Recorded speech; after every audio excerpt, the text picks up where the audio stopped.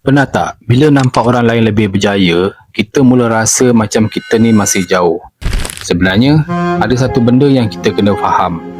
Kita selalu nampak hasil orang, tapi kita tak nampak perjalanan dia.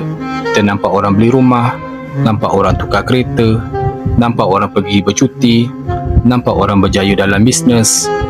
Tapi kita tak tahu berapa lama dia bekerja untuk sampai ke tahap tu. Berapa banyak masa yang dia gunakan untuk belajar dan mencuba. Dan apa yang dia lalui sebelum kita nampak hasilnya. Sebab tu, jangan gunakan pencapaian orang lain untuk ukur nilai diri sendiri. Kalau nak banding pun, bandingkan diri kita hari ini dengan diri kita yang dulu. Kalau dulu tak pandai urus duit, sekarang dah mula belajar. Kalau dulu selalu tangguh, sekarang dah mula bertindak.